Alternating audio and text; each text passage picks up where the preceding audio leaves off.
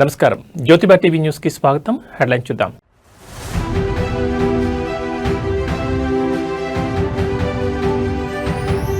జనవరి 3న కొండగట్టు అంజన్న ఆలయానికి పవన్ కళ్యాణ్. ఆలయం వద్ద నిర్మాణ పనులకు శంకుస్థాపన చేయనున్న డిప్యూటీ సీఎం.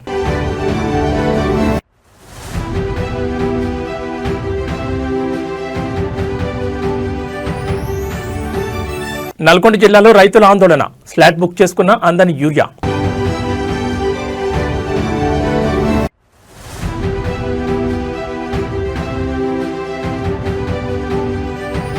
బీహార్లో గూడ్స్ రైలు ప్రమాదం.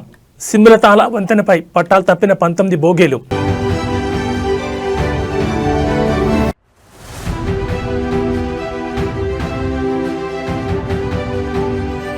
విమానంలో ఆర్డీఎక్స్ అమర్చినట్లు మెయిల్. శంషాబాద్ ఎయిర్పోర్ట్ సిబ్బంది అప్రమత్తం.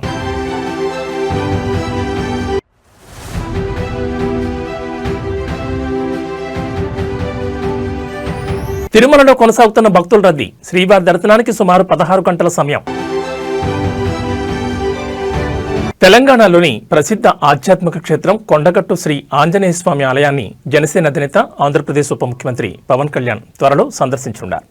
2026 జనవరి 3వ తేదీ శనివారం ఆయన కొండగట్టును సందర్శించనుండడంతో ఈ పర్యటన రాజకీయంగా ఆధ్యాత్మికంగా ప్రాధాన్యతను సంతరించుకుంది. ఈ పర్యటన సందర్భంగా ఆలయ అభివృద్ధికి సంబంధించి కీలక కార్యక్రమాల్లో పవన్ పాల్గొనున్నారు. తిరుమల తిరుపతి దేవస్థానం బోర్డు ఆధ్వర్యంలో కొండగట్టు అంజన్న భక్తుల సౌకర్యార్థం చేపట్టనున్న భారీ నిర్మాణ పనులకు ఆయన శంకుస్థాపన చేయనున్నారు.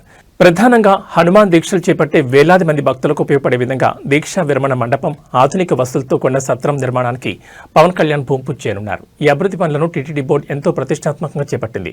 సుమారు 35.19 కోట్ల వ్యయంతో ఈ ప్రాజెక్టులు అమలు చేయనున్నారు. ఇందులో భాగంగా ఒకేసారి 2,000 మంది భక్తులు దీక్షా విరమణ చేసేలా విశాలమైన మండపాన్ని నిర్మించనున్నారు.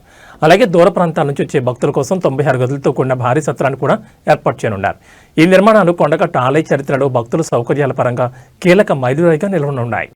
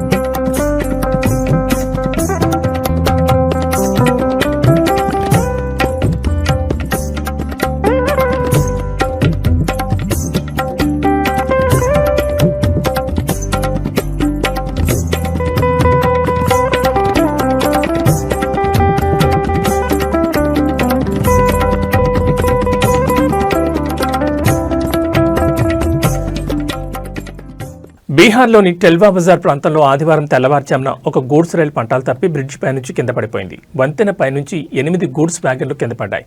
అసన్సోల్ నుంచి సీతామర్హి వెళ్తుండగా లహబాన్ సిముల్ తలా స్టేషన్ల మధ్య ఈ ఘటన జరిగింది. ఈ ప్రమాదంపై సమాచారం అందుకున్న రైల్వే ఉన్నతాధికారులు ఘటనా స్థలానికి చేరుకుని పరిస్థితిని సమీక్షించారు.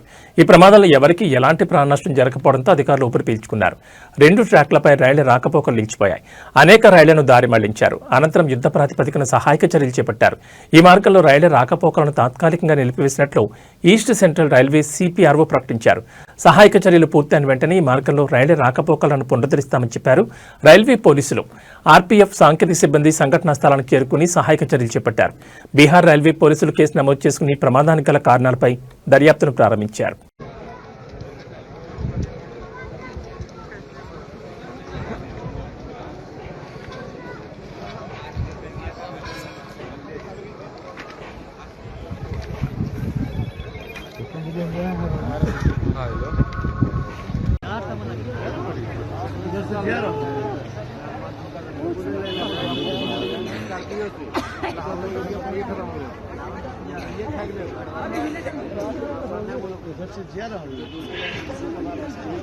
आप रन से ही मार रहे हैं ना। दुई ब्लॉक हो गई, दो तो ऊपर में मलगड़ी है।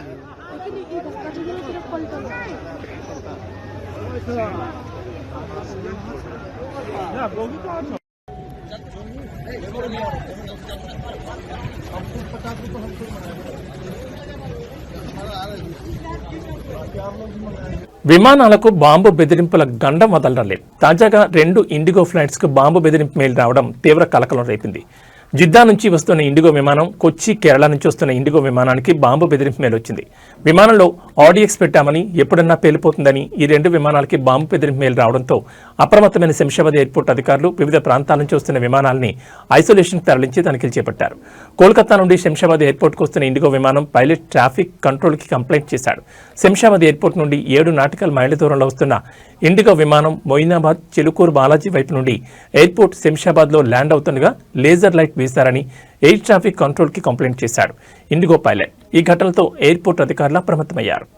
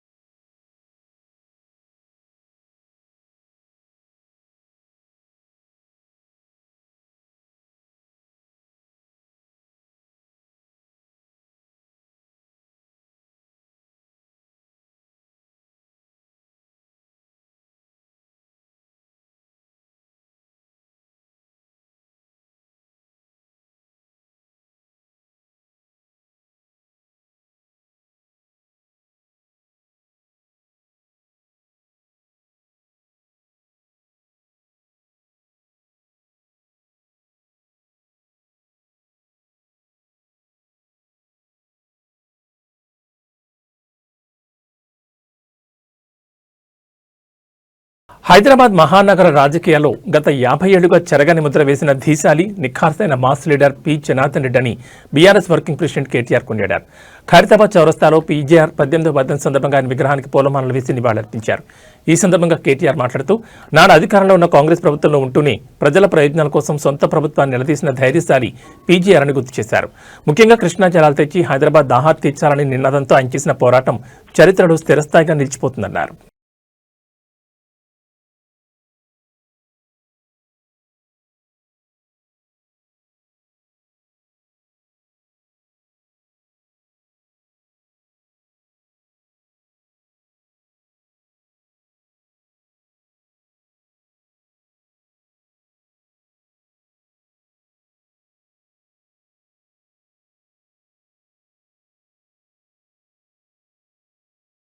నల్గొండ జిల్లా మర్రిగూడ మండలం రాంచాపేట తాండాలోని గ్రోమర్ సెంటర్ వద్ద శనివారం ఉద్రిక్తత చోటు చేసుకుంది.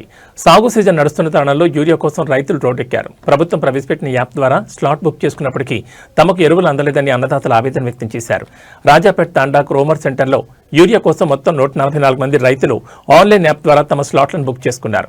అయితే అందులో కేవలం 100 మందికి మాత్రమే యూరియా పంపిణీ చేసి మిగిలిన 44 మంది రైతులకు స్టాక్ అయిపోయిందంటూ సిబ్బంది సమాధానమిచ్చారు. ఒక్కసారిగా నో స్టాక్ బోర్డు పెట్టడంతో రైతులు విస్మయానికి గురయ్యారు.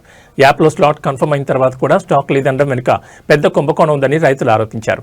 నిజాయితీగా స్లాట్ బుక్ చేసుకున్న మాకు యూరియా ఇవ్వకుండా అధికారులు అక్రమంగా ఎరువులను పక్కదారి పట్టిస్తున్నారన్నారు. బ్లాక్ మార్కెట్లో ఎక్కువ ధరలకు అమ్ముకోవడానికి ఇలా కృత్రిమ కొరత సృష్టిస్తున్నారని రైతులు ఆగ్రహం వ్యక్తం చేస్తున్నారు.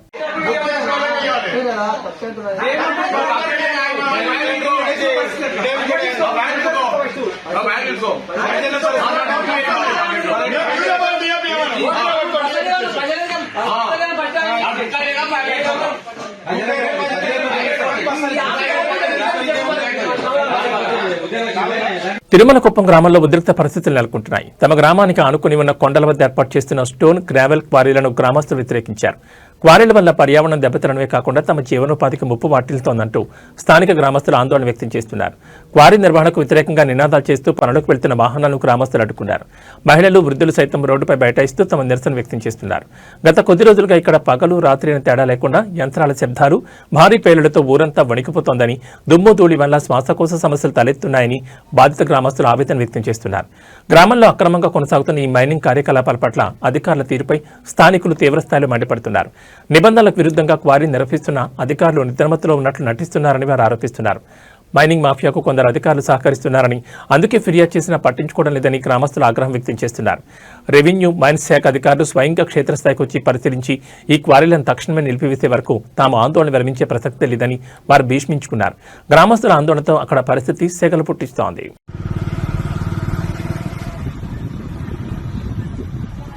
అప్పుడే ఆన్ చేయలేదు నేను ముందు తిప్పుకోవచ్చు వాళ్ళు ఒకసారి తిప్పుకో ముందు ఆన్ చేయలేదు నేను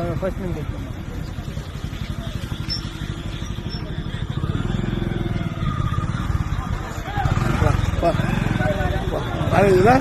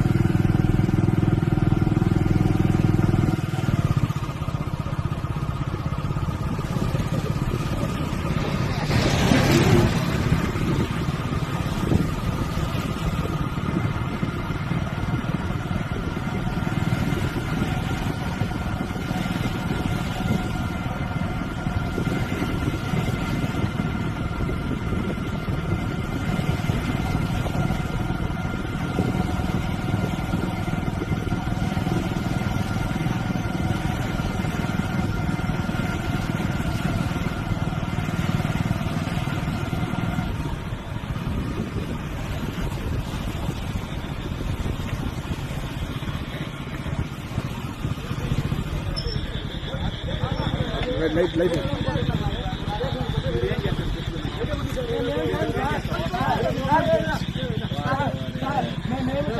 మేము అంటులాగా మేము బాగా డబ్బులు వ్యక్తి పొలుపులు మేము సామాన్యమైన ప్రజలము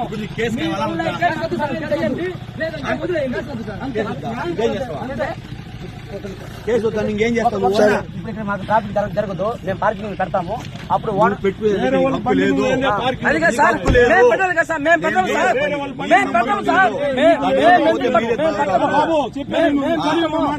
మేము పట్టము సార్, నీకు లేదు నాకు లేదు మనకి అధికారం బండిని తెచ్చి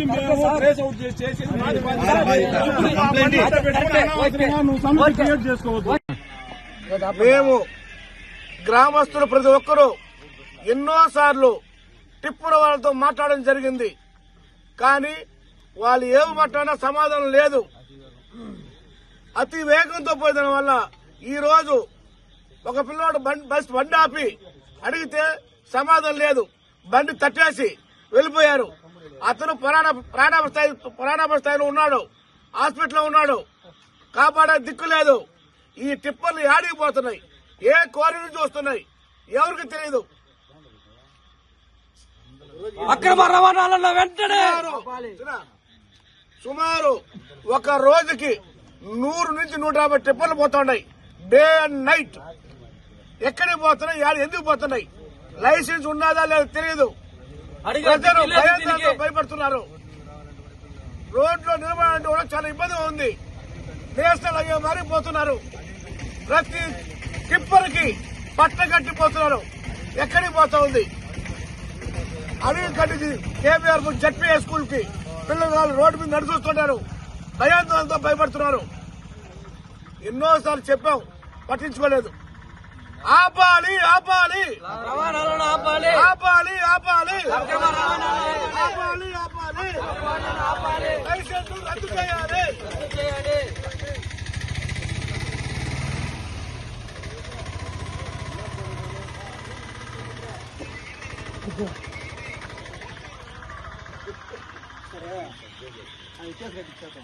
కేసు కట్టాలా? కేసు కట్టించేస్తే కేసు కట్టాలా? ఎందుకంటే వాడు బండి ఆపితే ఆపి చెప్పాలా? తగ్గేసి పేరు పోవాలా? ఆ ఫోటో ఏడమా? హాస్పిటల్ ఫోటో ఏడా?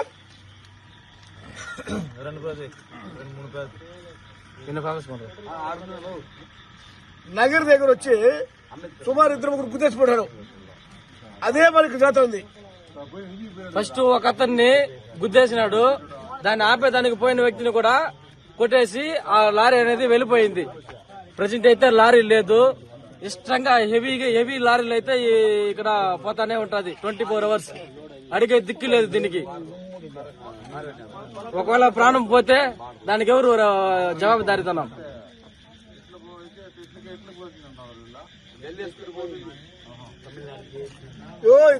గ్రామంలో పోయి ఎక్కువ.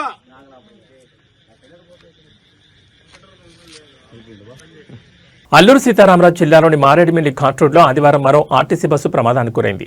రాజమండ్రి డిపోకు చెందిన ఆర్టీసీ బస్సు ప్రయాణికులతో రాజమండ్రి నుంచి భద్రాచలం వెళుతుండగా మారేడుమిల్లి సమీపంలోని దుర్గమ్మ గుడి వద్ద ఈ ఘటన చోటు చేసుకుంది. ఘాట్ రోడ్లోని ప్రమాదకరమైన మలుపు వద్ద బస్సు ఒక్కసారిగా అదుపు తప్పింది. డ్రైవర్ నియంత్రించడానికి ప్రయత్నించినప్పటికీ బస్సు రోడ్డు పక్కనే ఉన్న కల్వర్ట్ పైకి దూసుకెళ్లి ఆగిపోయింది. కల్వర్ట్ రక్షణ గోడ బలంగా ఉండడంతో బస్సు లోయలోకి పడకుండా నిలిచిపోయింది. ప్రమాద సమయంలో బస్సులో ఉన్న ప్రయాణికులు ఒక్కసారిగా భయాందోళనకు గురై కేకలు పెట్టారు. అదృష్టవశాత్తు బస్సు లోయలో పడకపోవడంతో అందరూ క్షేమంగా బయటపడ్డారు.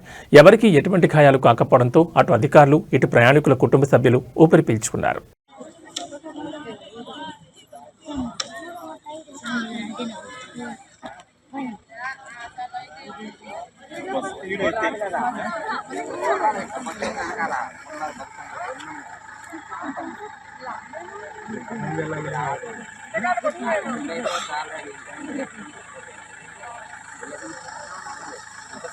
సంవత్సరం ముగింపు వరుస సెలవుల నేపథ్యంలో తిరుమలలో భక్తుల రద్దీ పెరిగింది. వివిధ ప్రాంతాల నుంచి వచ్చిన భక్తులతో 16 కంపార్ట్మెంట్లు నిండిపోయాయి. దీంతో శ్రీవారి దర్శనానికి సుమారు 16 గంటల నుంచి 24 గంటల సమయం పడుతోంది. క్యూలైన్లో వేచి ఉన్న భక్తులకు ఎటువంటి అసౌకర్యం కలగకుండా టీటీడీ సిబ్బంది అన్నప్రసాద వితరణ, పాలు, త్రాగునీరు అందిస్తోంది.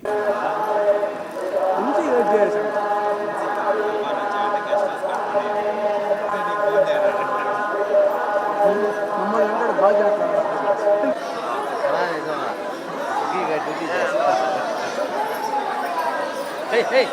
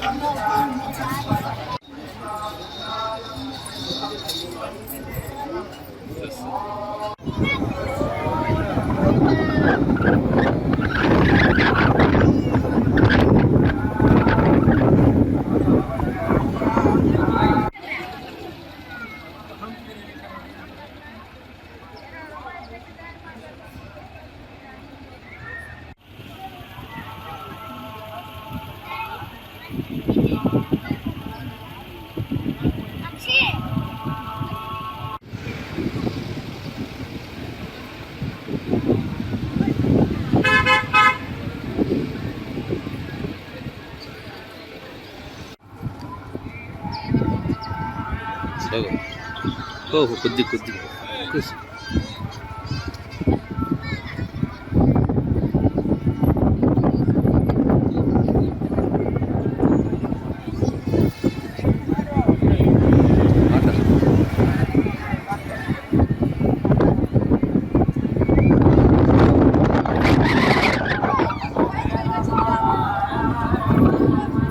టీవీకే పార్టీ అధినేత దళపతి విజయ్ సంచలన నిర్ణయం తీసుకున్నారు. సినిమాకు గుడ్ బై చెప్పారు. ప్రస్తుతం చేస్తున్న జననాయకన్ సినిమానే తన ఆఖరి మూవీ అని ప్రకటించారు.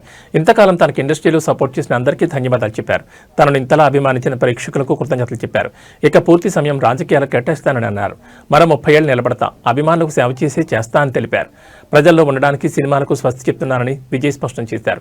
కాగా ఇటీవల జననాయకన్ సినిమా ఆడియో విడుదల వేడుక మలేషియా రాజధాని కౌలాలంపూర్లో జరిగింది. రాజకీయాల్లోకి ప్రవేశించిన విజయ్కి ఇదే చివరి చిత్రం కావడంతో అభిమానులు పెద్ద ఎత్తున తరలివచ్చారు. వినోద్ దర్శకత్వం వహించిన ఈ సినిమా జనవరి 9న విడుదల కానుంది. ఈ సినిమాకు అనిరుద్ధ్ సంగీతం అందించారు. కాగా ఇప్పటికే రాజకీయాల్లో యాక్టివ్ అయిన విజయ్ వచ్చే ఎన్నికల్లో తమిళనాడులో ఒంటరిగా పోటీ చేయబోతున్నట్లు కూడా ప్రకటించారు. దళపతి పూర్తి స్థాయి ఎంట్రీతో తమిళ రాజకీయం వేడెక్కనుందని రాజకీయ విశ్లేషకులు భావిస్తున్నారు.